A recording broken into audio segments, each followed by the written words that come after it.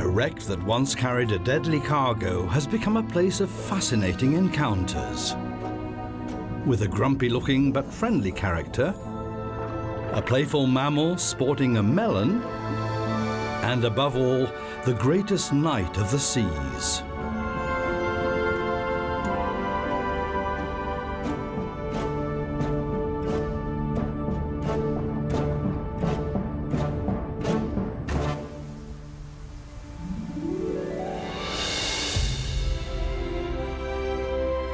The province of Nova Scotia extends along the Atlantic coast of Canada.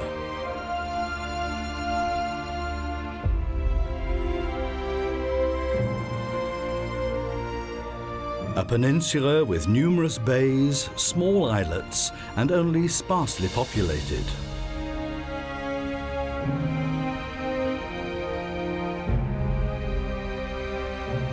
Anyone living here will mainly make a living from fishing. In the ports, lobster catchers are waiting for their next trip. Lobsters were once so plentiful in these waters that they were regarded as food for poor people. Navigating through this craggy island environment is extremely risky. Although numerous beacons point the way, they can't prevent every accident when visibility is poor. In Chedabucto Bay, for example, there is Cerberus Rock, as dangerous as the Hound of Hades after which it was named. In 1970, it claimed a tanker belonging to the Onassis Shipping Company. On the 4th of February, the Arrow ran aground on the rocks and broke up. 11,000 tons of heavy oil were released, a catastrophe of unimaginable proportions. The oil polluted 370 kilometers of the coast, countless islets and small bays. Numerous helpers tried to soak up the oil with sphagnum moss, but only 10% of the coast was cleaned up. This, the country's first severe oil spill, caught the inhabitants completely unawares. And yet today, the bay appears as if nothing had happened. Below the water, much has changed, most of it for the good.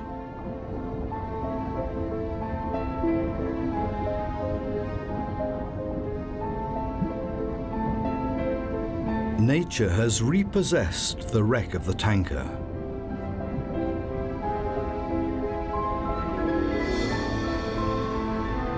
Countless seaweeds, algae, and sessile underwater creatures, such as frilled and other anemones and sponges, have more or less taken control.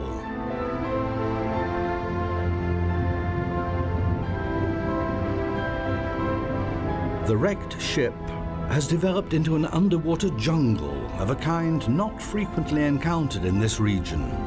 With its innumerable nooks and crannies, it offers something not often found underwater: hiding places.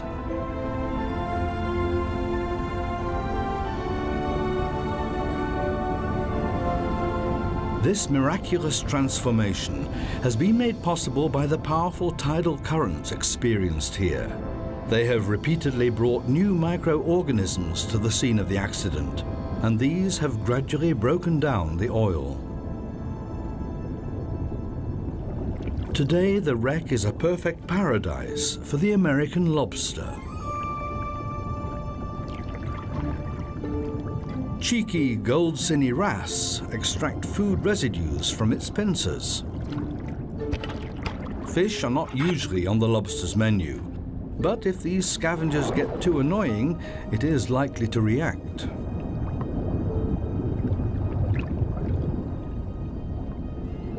Discretion being the better part of valor, the wrasse give it a miss.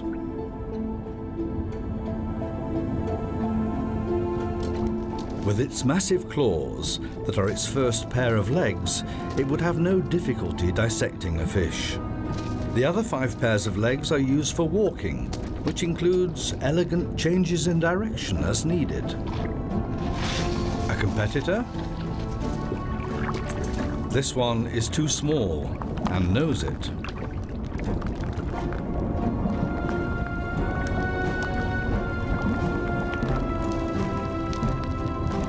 The younger one keeps a respectful distance.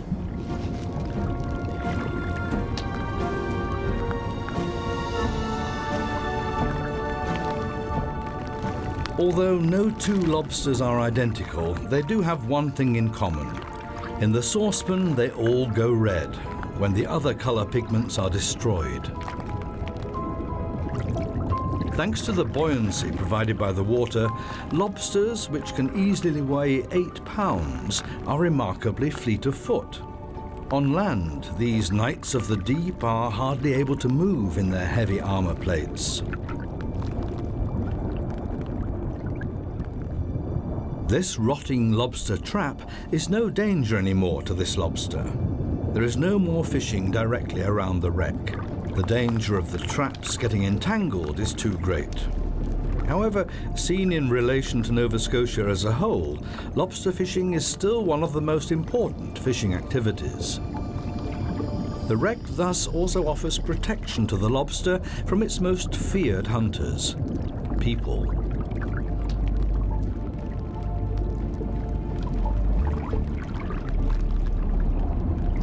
Our armoured knight surmounts obstacles in a way that is almost elegant, thanks to the many joints in its armour plating. But something is causing it to be careful. It can hardly be the Goldsony wrasse on the floor above.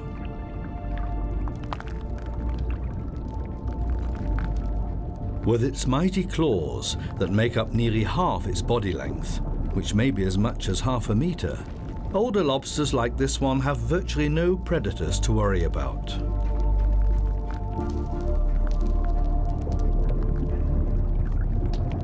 So what have its stalk eyes seen? What smell have its fine-tuned feelers picked up?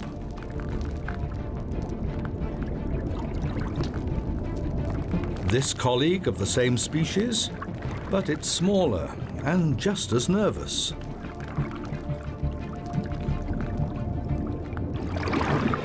This is what the two lobsters have identified, a wolffish.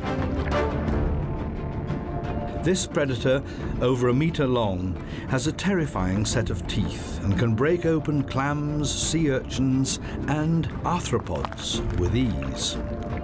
But with all due respect, this fish shouldn't even be in this territory. The wolffish is a fierce competitor. It hunts the same prey as the lobsters and likes to take command of the coveted hiding places.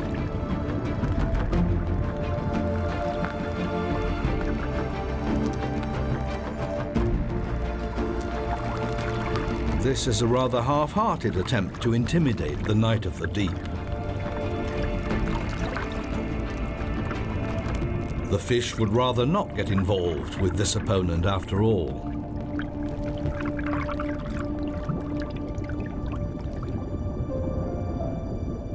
The encounter between a starfish and an anemone would appear to be more harmless, but this too is about life and death.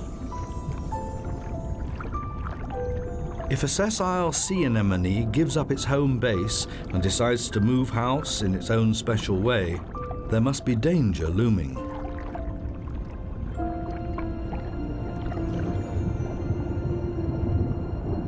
As soon as a starfish detects anything edible with its innumerable tube feet, the predator will not waste any time in devouring its prey, whether it's an anemone, snail, or clam.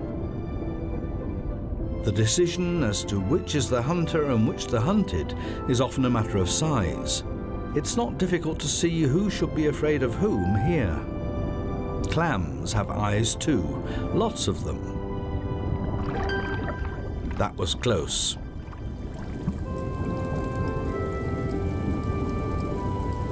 Some clams have other rather surprising skills.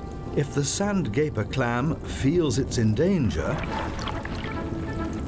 it just hops it. Once distracted, the hunter becomes a victim.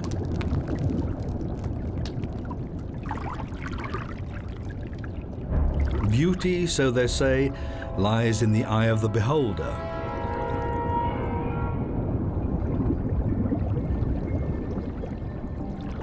And some wreck divers only come here for one reason: to meet what must be the predator fish with the ugliest face.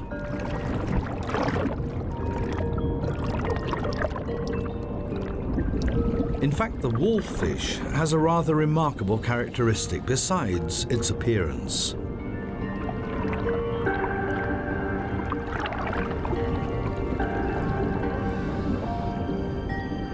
For a fish, it's unusually affectionate and not at all aggressive.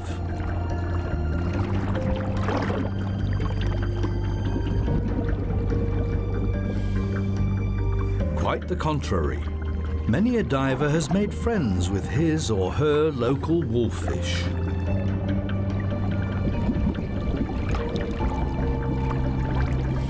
The reason for this apparent display of affection is actually more trivial. Wolffish react to any fine change in temperature, and they like warmth. For them, the extended hands are nothing more than a welcome source of warmth. On top of that, the fish living around the wreck are almost never hunted. Elsewhere, they're already considered overfished.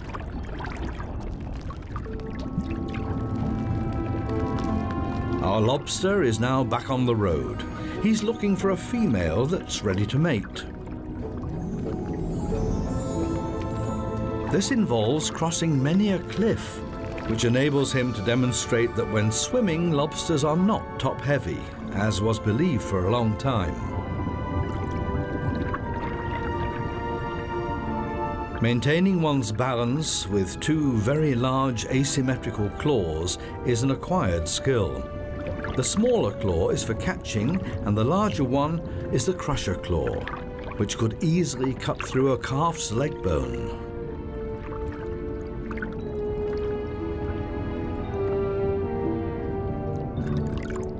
At least the thick layer of algae makes for a soft landing.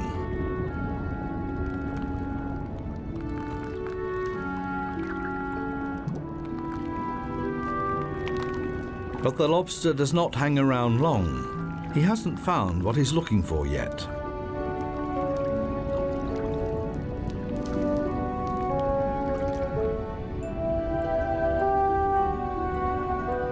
Chedabucto Bay is one of the most biodiverse marine regions in eastern Canada.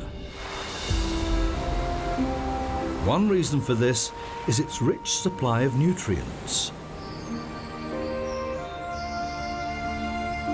The many rivers that flow into the bay collect them on their long journey from the interior of the country and finally deposit them in the bay.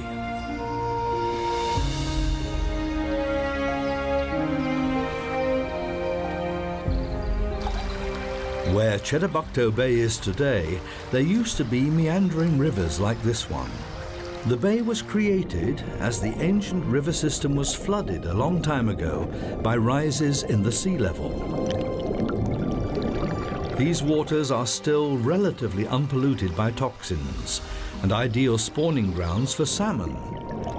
As they migrate, these fish do not have to traverse any large waterfalls as they would elsewhere. The gradient is very gentle. Atlantic salmon males are identifiable by their hooked jaw or cape. This feature develops prior to the spawning season to impress the females. The fish spend the first few days in the estuaries to allow their bodies to acclimatize to the change from salt water to fresh water. Only then do they set off on their great migration.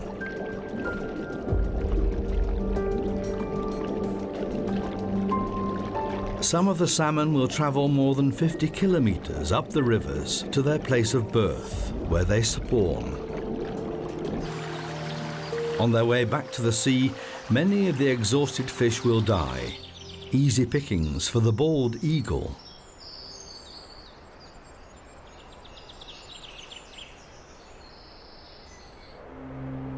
Down in the bay, a completely different spectacle is developing.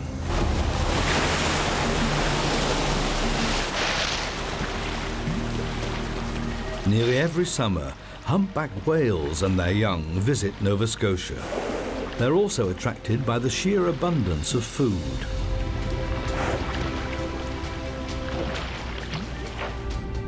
The calves were born many thousands of kilometers south in the Caribbean, but in those warm waters the food supply is much sparser. In the first year, the bond between mother and child is very close. The babies, which are 4 meters long at birth, are suckled for 10 months.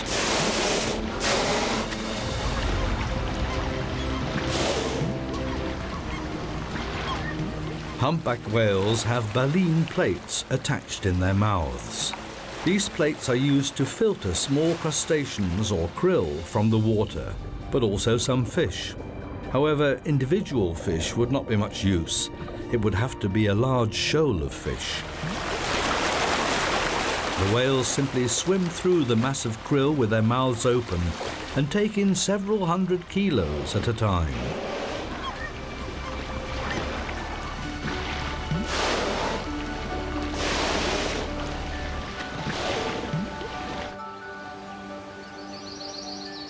Some animals that live exclusively on land also benefit from the plentiful supplies of food in the bay.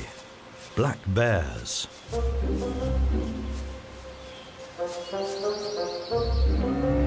This female has caught the scent of another bear. She's concerned. That male may be a source of danger for her cub, but the male is busy doing something else. A New World porcupine who feels it's time to make an exit. Although he's good at protecting himself, his tail carries up to 30,000 quills and is used like a club.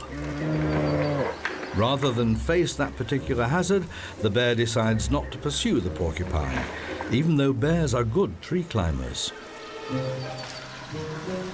But the barbed quills deployed by the droll little character tend to get embedded in its opponent's skin and work their way deeper into its flesh with every movement, an exceedingly painful process.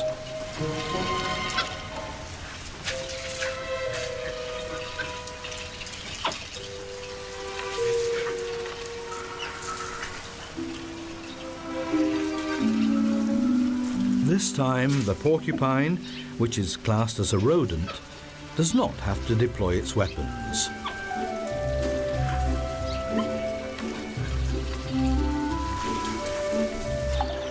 The bear is now looking for easier prey.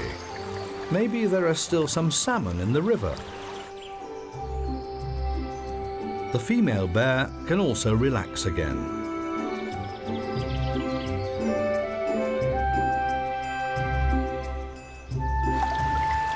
The male is obviously busy elsewhere.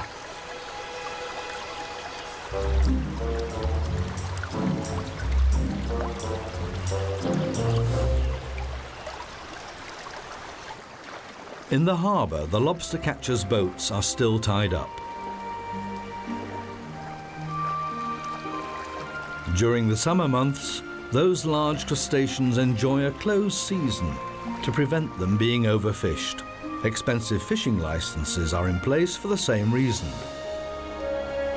50 years ago, sustainability was not an issue. In those days, fishermen in Nova Scotia alone hauled 22 million pounds of lobster on deck. Today, the lobster population throughout Nova Scotia is considered to be stable.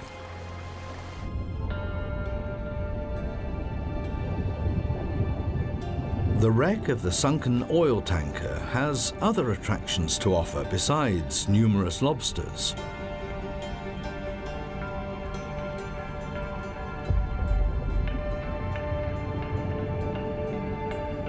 White whales, also known as beluga whales, frequently visit the bay.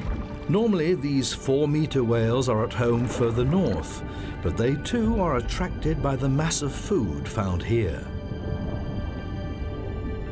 Unlike humpback whales, they have no baleen plates, but teeth instead.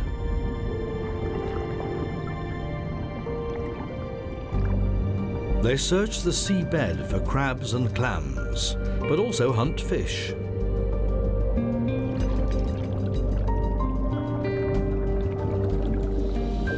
Belugas are well known for being extremely playful and trusting, far more so than most other whales.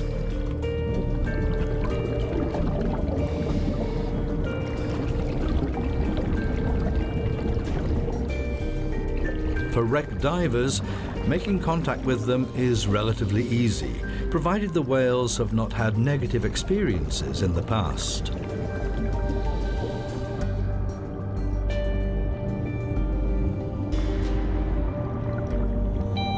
Wilma, a female beluga whale, became famous when she first appeared in the bay in 1993 and attracted crowds of spectators. Like this new visitor, she also loved to play with the chains attached to the buoys, maybe because they like the rattling sound. Behind her forehead protuberance hides an organ of fat and connective tissue called the melon. This is an echolocation organ that receives ultrasound signals produced by the whale for orientation purposes.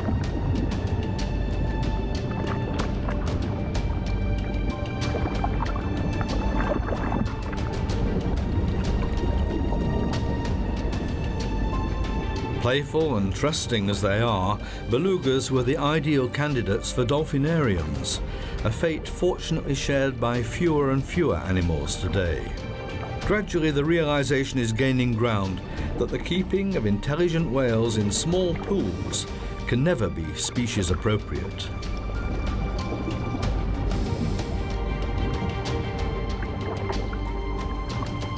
This beluga, on the other hand, can freely decide whether it wants to make contact with people and when.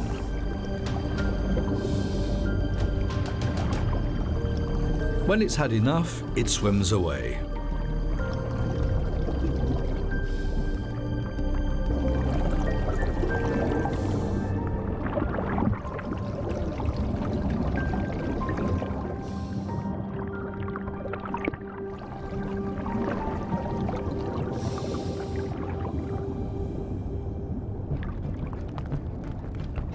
Our lobster is now in a precarious situation.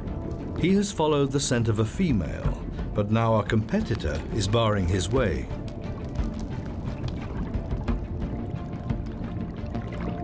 He tries to get the other's antennas, a cinch for his razor-sharp claws. But the opponent has the same weapons at his disposal.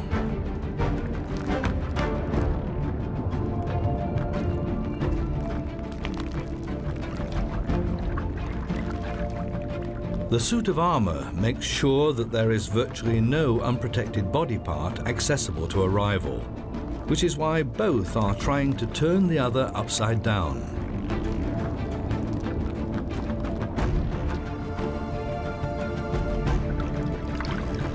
But in almost every case, one of the two will retreat before something serious happens. Although lobsters can throw off injured limbs and regenerate them, this costs time and energy.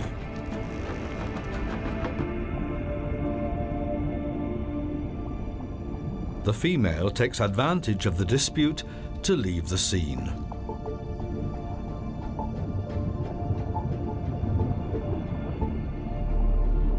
It was not the rivals fighting that caused her to leave. She had some other pressing business that couldn't wait.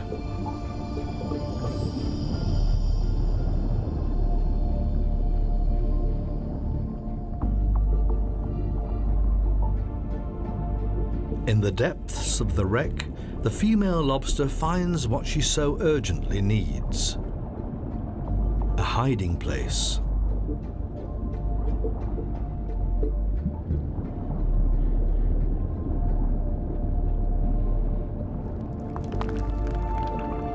The male lobster has succeeded in seeing off his rival, and now he has a new task: guarding the female's hideout and not letting anyone else approach. The female lobster would otherwise be helplessly at the mercy of a predator as she begins to shed her shell.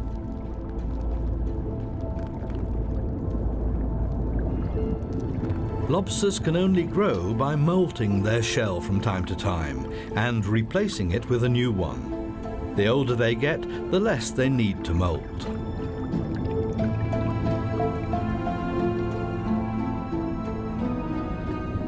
The female has already produced the new shell and must now shed her old armor.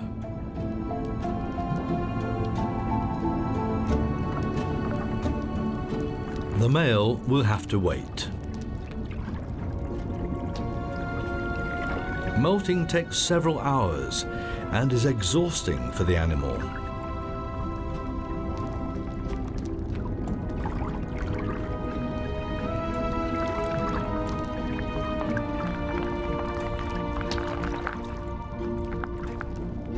The lobsters can only mate in the short time between shedding the old shell and the new shell hardening. Will the male succeed in making use of this window of opportunity?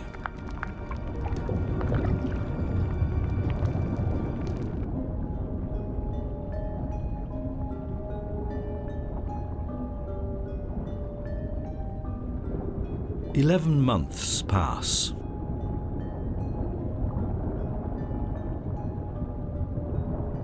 Life on the wreck continues as normal. The stinging tentacles of this jellyfish are a serious trap for any animal that gets caught in them, even for small lobsters.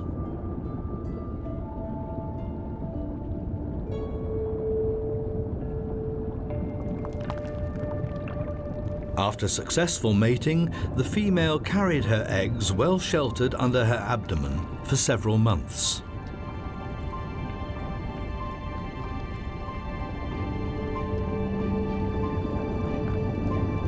But now is the time for the small lobster larvae to leave the shelter of their mother's body. When they hatch, they are only a few millimeters long and completely devoid of armor protection.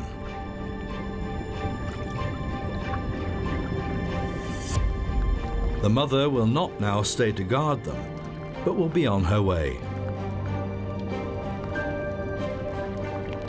The baby lobsters do not begin to look like lobsters until they've molted 4 times, when they will sink to the seabed and continue to grow. Before that, they will frolic in the upper layers of the water. As many as 2,000 tiny lobsters hatch in a single night. This is the moment the gold cineras have been waiting for. Very few larvae will survive this onslaught.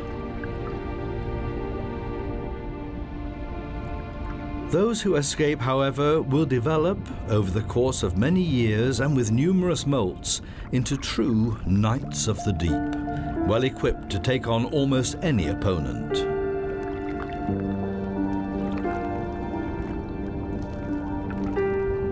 Protected by the tanker wreck, they have excellent chances of never landing in a cooking pot, and may even reach a biblical age of over 100 years. It may be some compensation for the fact that the same tanker almost completely destroyed Chedabucto Bay. The environment has recovered in a miraculous way, but immense care must be taken not to challenge nature again a second time.